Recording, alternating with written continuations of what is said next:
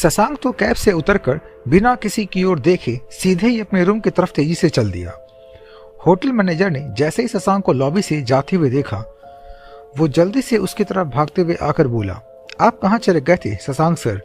आपके फ्रेंड्स तो आपके लिए कितना परेशान हो रहे थे और आप कैब किधर लेके चले गए थे? मैंने कितना ट्राई किया पर कैब का लोकेशन ट्रेस ही नहीं हो पा रहा था। लेकिन शशांक ने तो मैनेजर की तरफ मुड़कर भी नहीं देखा और तीर की तरह चलते हुए सामने दिख रही लिफ्ट में चला गया। मैनेजर हैरत से बोला, कमाल है ये तो, शशांक सर ने तो मेरी तरफ मुड़कर भी नहीं देखा। अचानक हो क्या गया इनको? शशांक सर तो कितने अच्छे से बात करते थे मेरे से। कैब से उतरकर आते हुए विनीत ने मैनेजर को गंभीर लहजे में कहा, मैं आपसे 1-1.5 घंटे में आकर बात करता हूँ। शायद हम आज की रात ही कौसानी से वापस चले जाएंगे। मैनेजर की हैरानी और भी बढ़ गई। वो विनीत के पास आते हुए बोला, और उन पासेस का क्या जो आपने मसूरी के लिए मंगवाए थे? वो नॉन रिफंडेबल हैं सर। मैंने कितने मुश्किल से अरेंज किए हैं सब पास। विनीत ने गहरी सांस लेते हुए जवाब दिया, उन पासेस को अब आप अपने फ्रेंड्स को दे दीजिएगा। अब तो हम उस म्यूजिक कंसर्ट में जाना हमारा बहुत ही इम्पॉसिबल हो गया है। मैनेजर कुछ कहता कि विनीत तेज कदमों से लिफ्ट की तरफ चल दिया। उसे जल्द से जल्द शशांक के पास पहुंचकर उसका हालचाल जानना था। लिफ्ट में विनीत ने एंटर करते ही 3rd फ्लोर का बटन दबाया जहां उन सबके रूम थे। बटन दबाते ही लिफ्ट ऊपर की तरफ चल दी, लेकिन अभी लिफ्ट 3rd फ्लोर पर पहुंचने ही वाली थी कि अचानक ही एक झटके से लिफ्ट रुक गई। विनीत ने हड़बड़ाकर जल्दी से लिफ्ट का बटन दबाया, लेकिन बटन दबाते ही विनीत को जोर का शॉक लगा और चीखते हुए विनीत अपना हाथ झटकने लगा। तभी विनीत ने लिफ्ट में लगे इमरजेंसी बटन की तरफ हाथ बढ़ाया ही था कि एकदम से लिफ्ट का लाइट ऑफ हो गई और लिफ्ट में गुप्त अंधेरा छा गया। विनीत बुरी तरह से डर गया। उसने अपना मोबाइल टॉर्च ऑन करने की सोची और मोबाइल निकालने के लिए अपने पॉकेट में हाथ डाला, लेकिन तभी विनीत को ऐसा महसूस हुआ जैसे कोई उसके बिल्कुल पास खड़ा है। घबराहट से विनीत का बुरा हाल हो गया। उसके दिल की धड़कनें एकदम तेज हो गई, पूरा शरीर पसीने पसीने हो उठा। विनीत की हिम्मत ही नहीं हो रही थी कि वो अपनी जगह से हिल भी सके। गुप्त अंधेरे में बंद पड़ी लिफ्ट में एक एक पल किसी युग की तरह बीत रहा था। विनीत की सांसें फूलने लगी। उसे लगा अब किसी भी पल उसकी सांस हमेशा के लिए बंद हो जाएगी। और तभी विनीत को अपने कंधे पर एक चुभन सी महसूस हुई। विनीत अब अपनी बची खुची हिम्मत जुटाते हुए जोर से चीख उठा, कौन है यहाँ? विनीत के चीखते ही लिफ्ट जोर जोर से हिलने लगी। ऐसा लगा लिफ्ट टूटकर नीचे गिरने वाली है। विनीत अब पागलों की तरह लिफ्ट का दरवाजा पीटते हुए पूरी ताकत से चिल्लाने लगा, बचाओ बचाओ, कोई तो मुझे बचाओ। विनीत के चिल्लाते ही अचानक से लिफ्ट का दरवाजा खुला और फ्लोर इंचार्ज अंदर आया और विनीत का हाथ पकड़कर उसे लिफ्ट से बाहर लाते हुए बोला, क्या हो गया है सर? आप इस तरह से लिफ्ट के अंदर खड़े खड़े क्यों चीख रहे चिल्ला रहे हो? और इतनी जोर जोर से भला लिफ्ट का दरवाजा क्यों पीट रहे थे आप? क्या आपको लिफ्ट में डर लगता है या फिर कोई फोबिया वगैरह तो नहीं है आपको? विनीत गुस्से और घबराहट से चिल्लाया, तुम्हें क्या दिखाई नहीं दे रहा है? मैं न जाने कितनी देर से इस लिफ्ट में अटका हुआ था।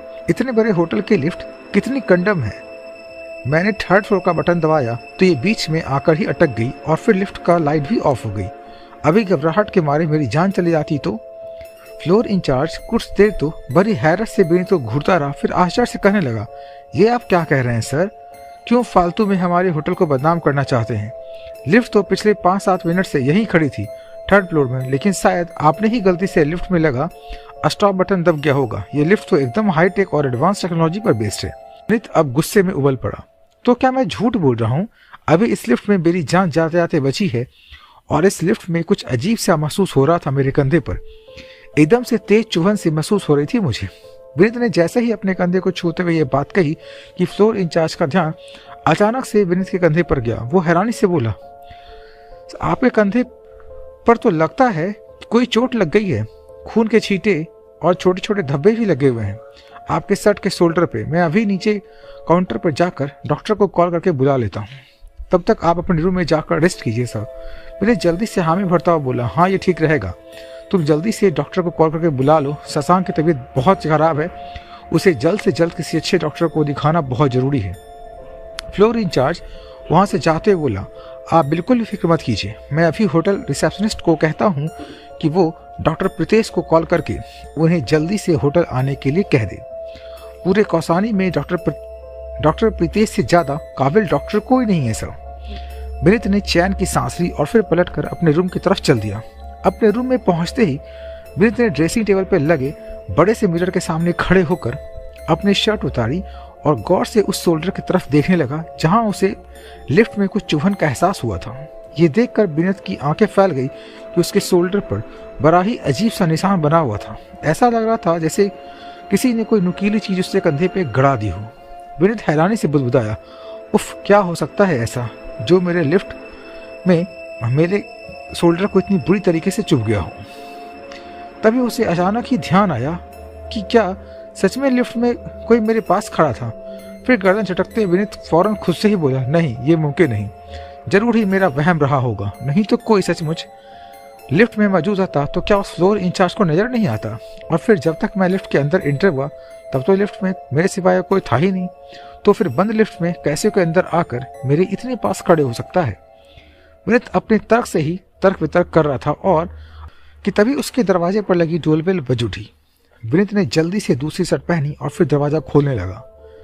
रूम का दरवाजा खुलते ही विनीत ने देखा दरवाजे के सामने रूबी खड़ी हुई थी। रूबी ने विनीत को देखते ही परेशान लहजे में पूछा, तुम कहाँ थे विनीत इतनी देर से?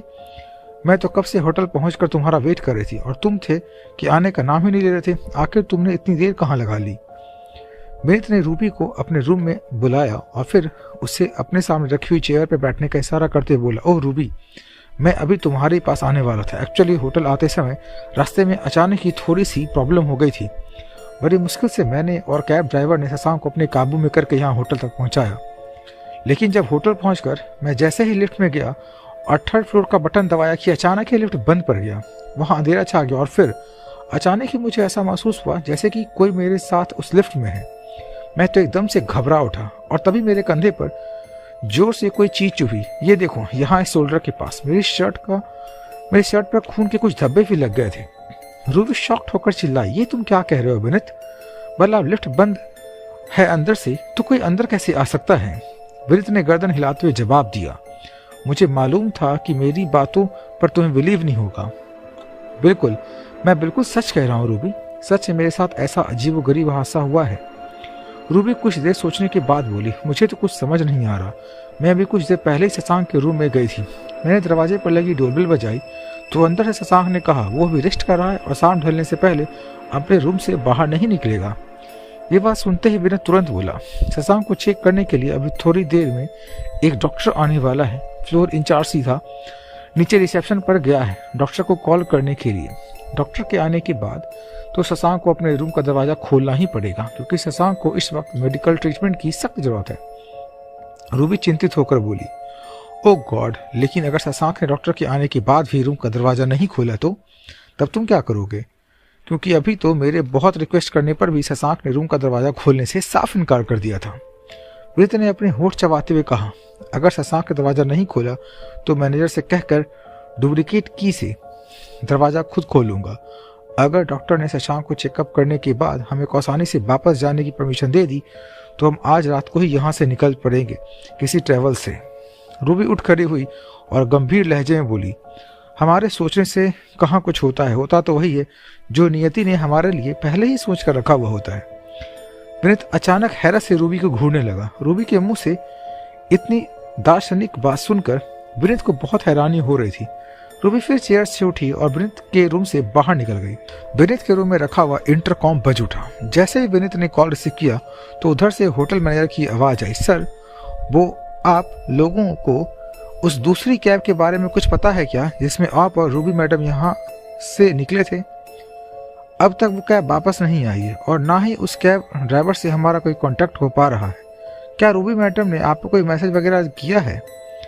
होटल मैनेजर की बात सुनते ही विनीत के हाथ से रिसीवर छूटकर नीचे गिर गया। अगर रूबी अभी तक होटल नहीं लौटी है तो फिर वो कौन थी जो अभी अभी उसके रूम से बाहर निकलकर गई है?